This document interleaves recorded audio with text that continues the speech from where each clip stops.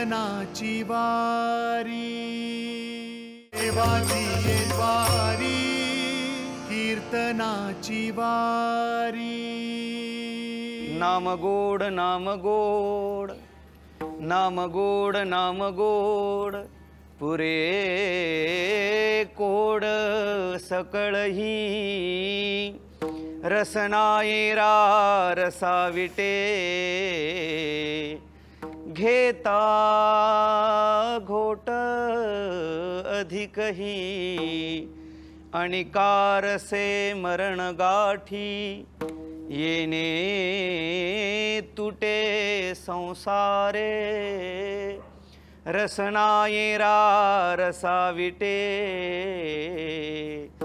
घेता घोट अधिकही तुका म्हणे आहार झाला तुका म्हणे आहार झाला हा विठ्ठल आम्हासी रसनायेरा रसाविटे घेता घोट अधिकही महायोग पीठे तटे भीमरथ्यां वरं पुंडरीकाय दातुं मुनीन्द्रैः समागत्य तिष्ठन्तमानन्दकन्दं परब्रह्मलिङ्गं भजे पाण्डुरङ्गं कलावज्ञजीवोद्धरार्थावतारं कलाङ्काङ्कतेजोऽधिकामोऽधिवक्त्रं खलानीशवादापनोदार्हदक्षं समाधिस्थमूर्तिं भजे ज्ञानदेवं नमो सद्गुरु तुकया ज्ञानदीपा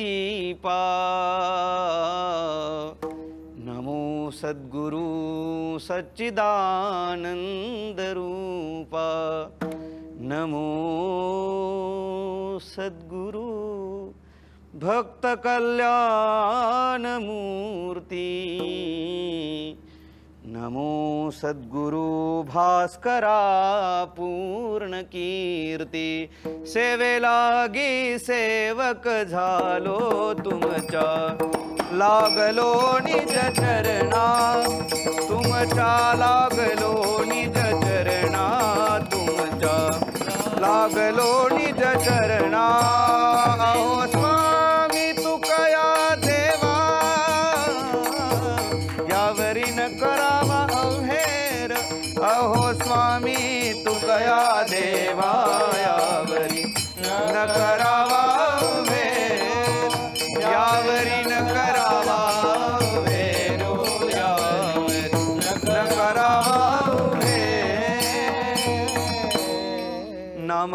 नाम गोड पुरे कोड सकळही रसनायेरा रसाविटे घेता घोट अधिकही प्रस्तुत प्राप्त प्रसंगी चिंतन रूपी सेवेकरिता निवडलेला अभंग देहूचे सुप्रसिद्ध साधू संत श्रेष्ठ जगद्गुरु श्री तुकाराम महाराज की ज्या तुकोबरायांच्या जीवनामध्ये सागरासारखी विस्तीर्णता प्राप्त झाली आहे, ज्या श्री तुकोबरायांच्या जीवनामध्ये आकाशासारखी व्यापकता निर्माण झाली आहे, ज्या श्री तुकोबरायांच्या जीवनामध्ये हिमालयासारखी उत्तुंगता प्राप्त झाली आहे, असे संत श्रेष्ठ जगद्गुरु श्री तुकाराम महाराज भगवान नामस्मरणाद्वारा आपल्या जीवनामध्ये जो जो काही अनुभव आला तो सर्व अनुभव समाजाच्या समोर व्यक्त करतात. विठ्ठला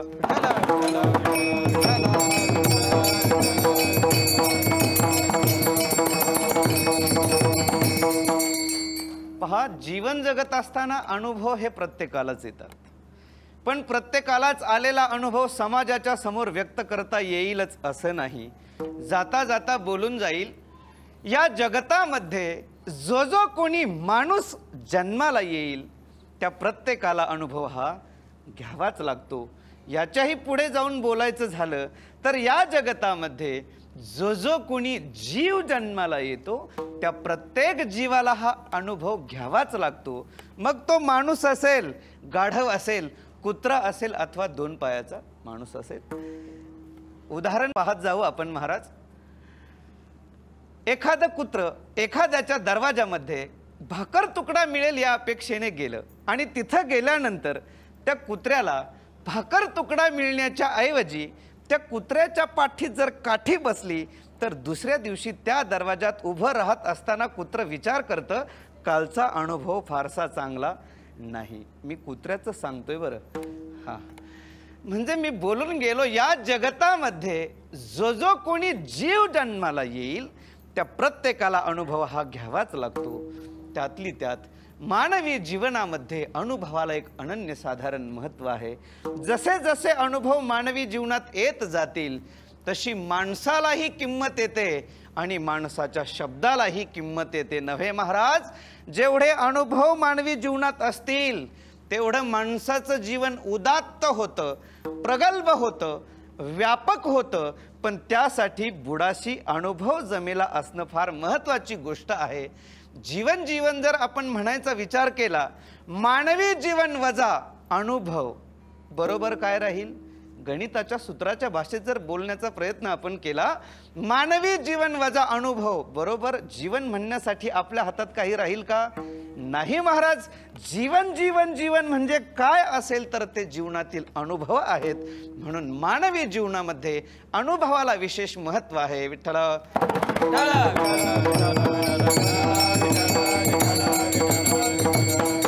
मानवी जीवनात जेवढे अनुभव येत जातात तेवढी माणसालाही किंमत येते आणि माणसाच्या शब्दालाही किंमत येते. जीवन जगत असताना अनुभव घेतले जातात कारण अनुभवाला अनन्यसाधारण महत्त्व आहे.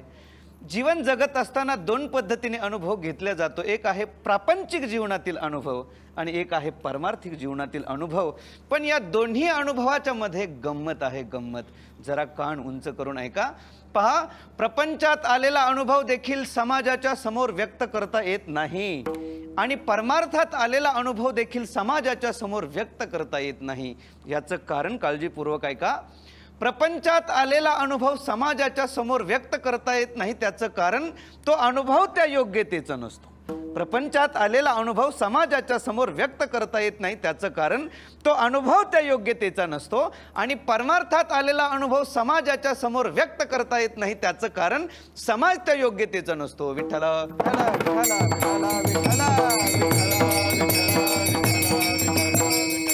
हे अनुभव घेत असताना, जीवन जगत असताना चार पद्धतीने अनुभव जीवनात घेतले जातात. एक अनुभवाचा वर्ग आहे की ज्याचा अनुभव आपणही घेऊ नये, इतरांनाही देऊ नये.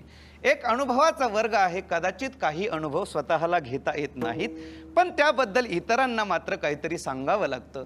एक अनुभवाचा वर्ग असा आहे की ज्याचा अनुभव प्रत्येकालाच घ्यावा लागतो पण याच्याबद्दल बाहेर काहीही सांगता येत नाही.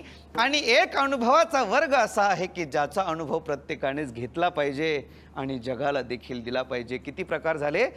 4 प्रकार मी आपल्या समोर ठेवले. पहिला वर्ग की ज्याचा अनुभव आपणही घेऊ नये आणि इतरांनाही देऊ नये. विष माहिती आहे तुम्हाला?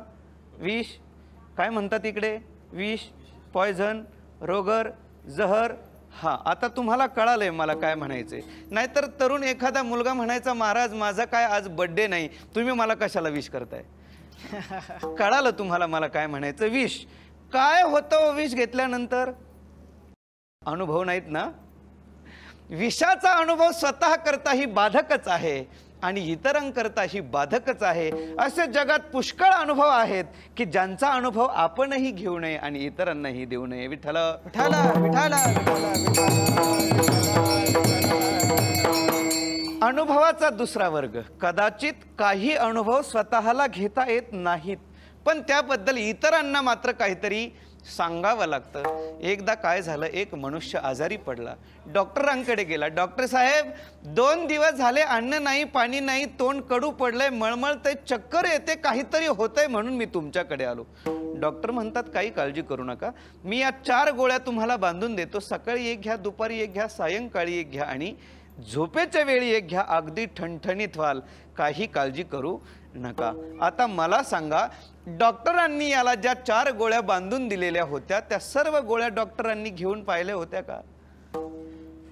नाही. म्हणजे डॉक्टरांना गोळ्यांचा अनुभव होता का? इथे डॉक्टर नाही ना कोणी? असले तरी इथले सोडून सांगतो. हां, म्हणजे डॉक्टरांना गोळ्यांचा अनुभव होता का? नाही. मग डॉक्टरांकडूनच का गोळ्या घेतल्या? याचं कारण आहे महाराज, प्रत्येक औषधाचा डॉक्टरांना स्वतः अनुभव घेता येईलच असं नाही, पण त्याबद्दल इतरांना मात्र काहीतरी सांगावं लागतं. डॉक्टरांना जर ॲसिडिटी झालीच नाही तर त्यासाठी लागणारी ॲसिलॉक नावाची गोळी घ्यायची गरजच नाही.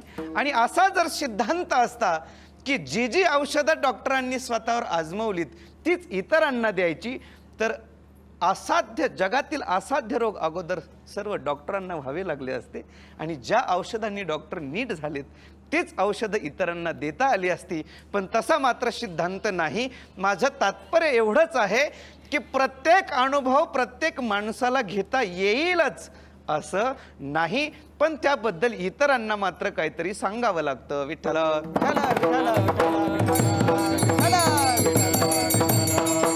याच्याही पुढे जाऊन अनुभवाचा एक वर्ग आहे की ज्याचा अनुभव प्रत्येकालाच घ्यावा लागतो, पण याच्याबद्दल बाहेर काहीही बोलता येत नाही.